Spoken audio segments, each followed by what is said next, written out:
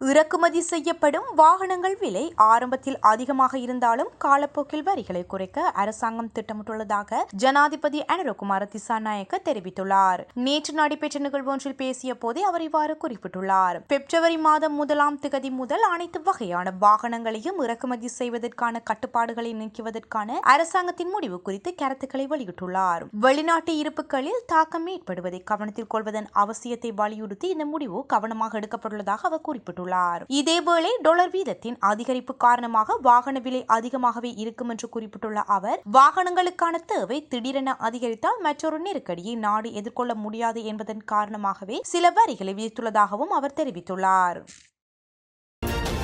எரிபொருள் விலை திருத்தங்கள் உலகளாவிய ரீதியில் சந்தையேற்ற இறக்கங்களை பிரதிபலிக்கும் விலை நிர்ணய சூத்திரத்துக்கு ஏற்ப மேற்கொள்ளப்படுவதாக வர்த்தக மற்றும் வணிக அமைச்சர் வசந்த சமரசிங்க தெரிவித்துள்ளார். அனுராதபுரத்தில் ஊடகங்களுக்கு கருத்து தெரிவிக்கையில் அமைச்சர் இதனை தெரிவித்துள்ளார். உலகளாவிய போக்குகளுடன் ஒத்துப்போகும் விலை நிர்ணய சூத்திரத்தின்படி எரிபொருள் விலைகள் மாறுவதாக அவர் அதன் போது சுட்டிக்காட்டியுள்ளார். அதன் பிரகாரம் நாம் விரும்பினாலும் விரும்பாவிட்டாலும் இந்த முறையை பின்பற்ற வேண்டும் என்றும் அதற்கேற்ப விலைகள் அதிகரிக்கும் அல்லது குறையும் எனவும் அமைச்சர் வசந்த குறிப்பிட்டுள்ளார். மேலும் குறித்த ஊடகவியலாளர் சந்திப்பில் தொழிற்சாலைகளுக்கு 30% மின்சார கட்டண குறைப்பு உட்பட பொருளாதார நிவாரணங்களை வழங்குவதற்கான அரசாங்க நடவடிக்கைகளையும் அமைச்சர் தெளிவுபடுத்தியதோடு அவை பொதுமக்களுக்கு மறைமுகமாக பயனளிக்கும் எனவும் தெரிவித்துள்ளார். இதேவேளை ஒரு அரசாங்கமாக மக்கள் மீதான நிதி சுமையை குறைக்க அனைத்து துறைகளிலும் தாங்கள் பணியாற்றி வருவதாகவும் நிறுவனங்களை வலுப்படுத்துவது, குடிமக்களை பாதுகாப்பது மற்றும் பொருளாதார வளர்ச்சியை ஊக்குவிப்பதே தங்கள் நோக்கம் என அமைச்சர் வசந்த சமரசிங்க இதன் போது வலியுறுத்தியுள்ளார்.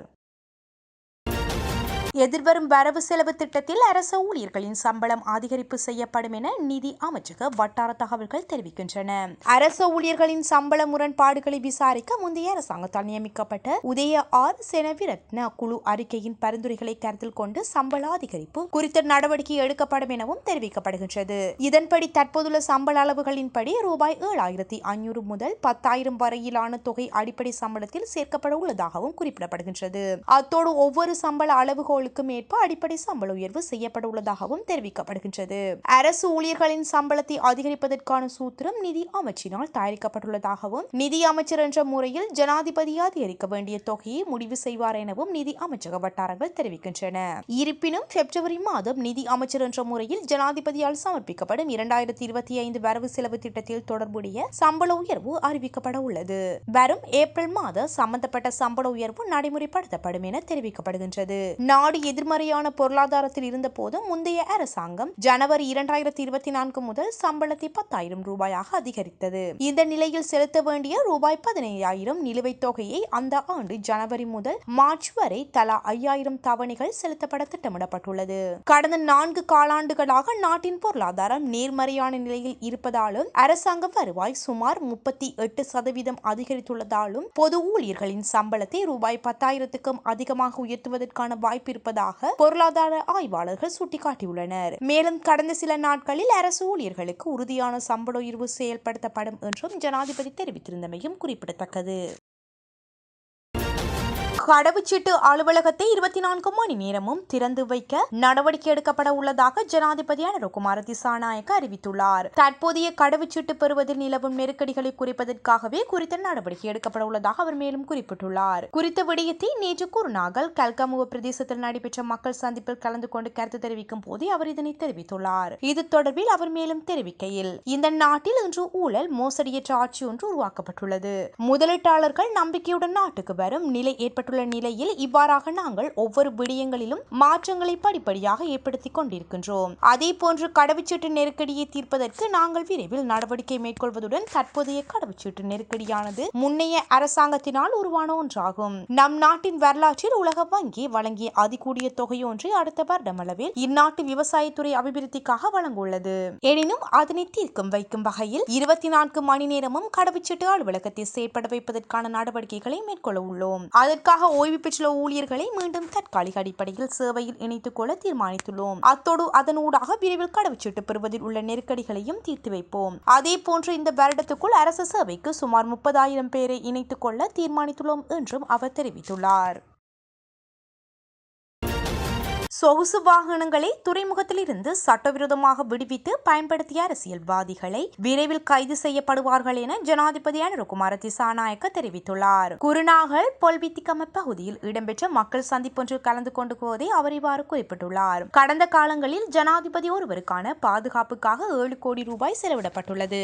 நாட்டில் யுத்தமோ பாரிய அச்சுறுத்தலோ இல்லாத நிலையில் அவ்வாறான பாதுகாப்பு தேவையில்லை. அனாவசிய செலவுகளை குறைப்பதற்காகவே முன்னாள் ஜனாதிபதிகளுக்கான பாதுகாப்பு திருத்தப்பட்டதை தவிர அதில் எந்த பழிவாங்கல் நோக்கமும் இல்லை. முன்னாள் ஜனாதிபதி மஹிந்த ராஜபக்ஷவின் விஜயராம வீதியில் உள்ள விசாலமான இல்லத்தில் 2 பேரை வசித்து வருகின்றனர். எனவேதான் அவர்களுக்கு பொருத்தமான வீடு ஒன்றை தருகின்றேன். அங்கிருந்து வெளியேற வேண்டும் என கூறுகின்றேன். எனது ஓய்வின் பின்னர் எனது பாதுகாப்புக்கோ பெரிய இல்லமோ தேவையில்லை என நான் எழுத்து மூலம் அறிவிப்பதற்கு எதிர்பார்க்கின்றேன். அத்துடன் கடந்த காலங்களில் வாகன இறக்குமதி தடை விதிக்கப்பட்டிருந்தது. எனினும் புதிய சொகுசு வாகனங்களை சட்டவிரோதமான முறையில் விடுத்து பலர் பயன்படுத்தினர். அவர்களில் பெரும்பாலானோர் அரசியல்வாதிகள். ஜோன்ஸ்டன் பெர்னாண்டோ மற்றும் லொஹான் ரத்தவத்தை போன்றவர்களின் சட்டவிரோத வாகனங்கள் அண்மையில் கண்டுபிடிக்கப்பட்டன.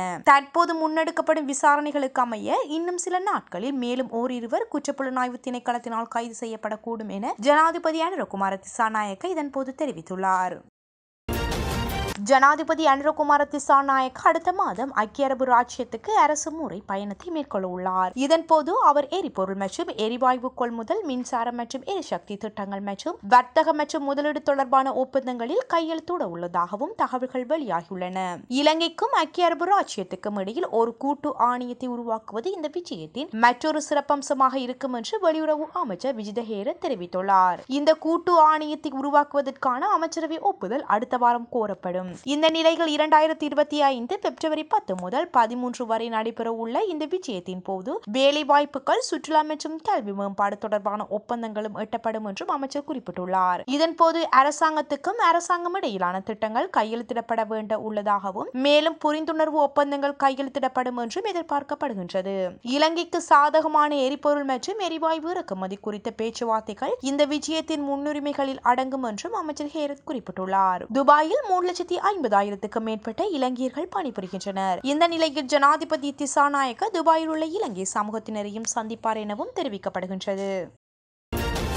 நாட்டில் பாதுகாப்பு பணிகளுக்காக போலீஸ் மற்றும் போலீஸ் சிறப்பு அதிரடிப்படை அதிகாரிகள் 1650 பேர் ஈடுபடுத்தப்பட உள்ளனர். 77வது சுதந்திர தின விழா மற்றும் ஒத்திகை நடவடிக்கைகளை முன்னிட்டு இவ்வாறு போலீஸ் அதிகாரிகள் பணியமர்த்தப்பட்டுள்ளனர். இதேவேளை சுதந்திர தின கொண்டாட்ட ஒத்திகைக்கு தயாராகும் வகையில் கொழும்பு சுதந்திர சதுக்கத்தை அண்மித்த பகுதியில் நேற்று சிறப்பு போக்குவரத்து திட்டம் செயல்படுத்தப்பட்டுள்ளது. மேலும் போக்குவரத்துக்காகவோ அல்லது பொதுமக்களுக்கு இடையூறு ஏற்படாத வகையில் ஒத்திகை மற்றும் நிகழ்வை எளிதாக்கும் வகையில் சிறப்பு போக்குவரத்து திட்டமும் நடைமுறையில் உள்ளதாக போலீசார் தெரிவித்துள்ளனர். இவ்வருட சுதந்திர தின நிகழ்வுகள் எதிர்வரும் பிப்ரவரி மாதம் 4ஆம் தேதி ஜனாதிபதி அனுரகுமார திசாநாயக்க தலைமையில் கொழும்பு சுதந்திர சதுக்கத்தில் நடைபெற உள்ளது. 77வது சுதந்திர தின விழாக்கள் குறைக்கப்பட்ட செலவுகள், குறைவான விருந்தினர்கள் மற்றும் செயற்பாடுகளுடன் நடத்தப்படும் எனவும் அறிவிக்கப்பட்டுள்ளது. இதன்படி நிகழ்வில் கலந்து கொள்ள அழைக்கப்பட்டிருந்த விருந்தினர்களின் எண்ணிக்கை 3000 இருந்து 1600 குறைக்கப்படும் எனவும் தெரிவிக்கப்படுகின்றது. ராணுவ அணிவகுப்பின் போது ஆயுதமேந்திய வாகனங்கள் காட்சிப்படுத்தும் நிகழ்ச்சி இந்த ஆண்டு சுதந்திர தின விழாவின் ஒரு பகுதியாக நடத்தப்பட மாட்டாது எனவும் அறிவிக்கப்பட்டிருந்தது. முப்படைகள் மற்றும் போலீஸ் அணிவகுப்புகளில் ராணுவ மற்றும் போலீஸ் உத்தியோகஸ்தர்களின் எண்ணிக்கையும் குறைக்கப்படும். இதேவேளை இந்த ஆண்டு நிகழ்வில் விமான காட்சிகள் மட்டுப்படுத்தப்பட வேண்டும் என்றும் அதில் குறிப்பிடப்பட்டுள்ளது. தமிழீழ விடுதலை புலிகளால் மஹிந்த ராஜபக்ஷவுக்கு உயிர் ஆபத்துக்கள் இருப்பதால் அவரின் பாதுகாப்பு உறுதிப்படுத்தப்பட வேண்டும் என ஸ்ரீலங்கா பொதுஜன பெரமுனவின் முன்னாள் நாடாளுமன்ற உறுப்பினர் SP திசாநாயக்க தெரிவித்துள்ளார். அத்துடன் தமிழீழ விடுதலை புலிகள் அமைப்பு இல்லாதொழிக்கப்பட்டாலும் அதன் அமைப்பின் நோக்கம் இன்றும் தேசிய மற்றும் சர்வதேச மட்டத்தில் வியாபித்துள்ளதாகவும் அவர் மேலும் சுட்டிக்காட்டினார். கொழும்பில் நேற்று முன்தினம் நடைபெற்ற ஊடகவியலாளர் சந்திப்பின் போதே அவர் இந்த விடயத்தை குறிப்பிட்டுள்ளார். அவர் மேலும் தெரிவித்ததாவது: சந்தையில் நிலவும் அரிசி மற்றும் தேங்காய் கட்டுப்பாட்டுக்கு அரசாங்கம் வெகு விரைவில் தீர்வு காண வேண்டும். நாட்டு மக்கள் முதலில் உண்மையை விளங்கிக் கொள்ள வேண்டும். மொத்த நுகர்வுக்கு தேவையான அளவில் தேசிய மட்டத்தில் தேங்காய் உற்பத்தி செய்யப்படுவதில்லை. பெரும்பாலான தென்னந்தோப்புகள் அளிக்கப்பட்டுள்ளன. தென்னந்தோப்புகள் முறையாக பராமரிக்கப்படுவதும் இல்லை. இவ்வாறான பின்னணியில் எவ்வாறு அதிகளவான தெங்கு விளைச்சலை எதிர்பார்க்க முடியும்? ஆகவே தேங்காய் தட்டுப்பாட்டுக்கு மனித காரணிகளுடன் பௌதிக காரணிகளும் செல்வாக்கு செலுத்துகின்றன. முன்னாள் ஜனாதிபதிகளுக்கு வழங்கப்பட்டுள்ள சலுகைகள் பற்றி தற்போது பேசப்படுகின்றது. ஓய்வு பெற்ற ஜனாதிபதிகளுக்கு வழங்கப்பட்டுள்ள அரசு உத்தியோகபூர்வ இல்லங்கள் வழங்கப்பட வேண்டும் என்றும் குறிப்பிடப்பட்டுள்ளது. ஆனால் அந்த வீடுகளை அவர்கள் தமது விருப்பத்துக்கு அமைய பிறப்பித்துக் கொள்ள அனுமதி வழங்கவில்லை. முன்னாள் ஜனாதிபதி மஹிந்த ராஜபக்ஷவுக்கு வழங்கப்பட்டுள்ள விஜயராம இல்லத்தை அவர்கள் அரசு செலவில் தமது விருப்பத்துக்கு அமைய புதுப்பித்துள்ளார்கள்.